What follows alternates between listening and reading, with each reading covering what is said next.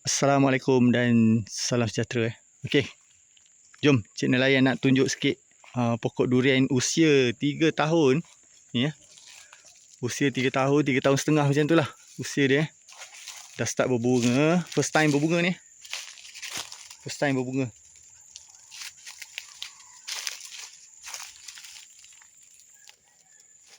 Tiga tahun setengah macam tu lah.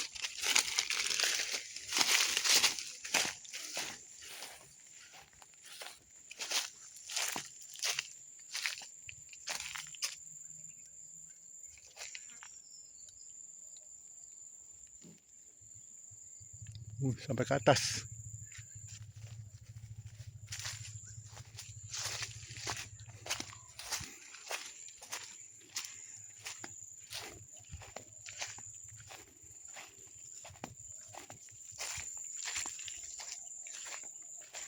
Ini barisan ni memang lewat tanam.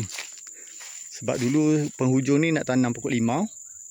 Jarakkan sikit lah dengan pagar ni. Tapi bila tengok balik, rasa macam pokok limau ni tak mengganggu pun.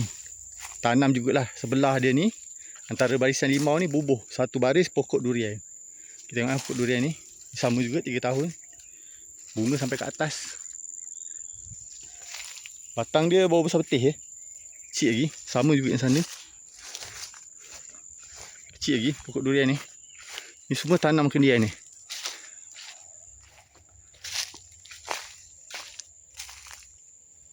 Baris 3 tahun setengah macam tu lah.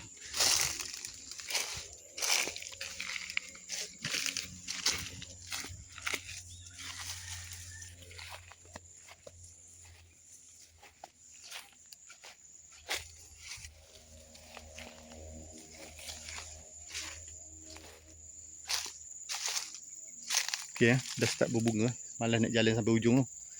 Okey, kira mantap lah rezeki tahun ni. Banyak pokok berbunga. Okey, yang ini yang sebelah sini ni adalah pokok yang asal tanam dululah. Usia 6 tahun. Ni usia 6 tahun yang sebelah sini usia 6 tahun lah. Cuma yang sebelah sini yang sepadan dengan pagar ni, jarak lebih kurang 1 depa dengan pagar ni, kita tanam kemudian lah.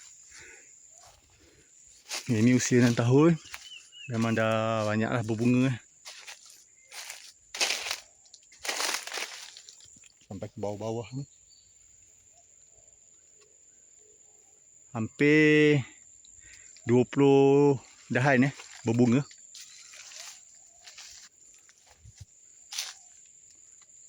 Banyak kali ni, memang betul-betul banyak. Rasanya kali ni mungkin lambatkan buah lagi akan berlaku. Kalau sebelum ni musangking 15, saya jual 15. Mungkin tahun ni turun harga sikit kot. Kalau permintaan daripada peniaga tu tinggi, insya-Allah harga akan maintain. Kalau permintaan tu kurang, mungkin harga akan drop lah. Mungkin tengok sebelah Pahang ni banyak yang keluar bunga. Kalau kampung-kampung tu biasa tak ada pokok, dah bertahun-tahun tak berbunga, tahun ni tiba-tiba keluar bunga. Jadi macam nampak kat situ bunga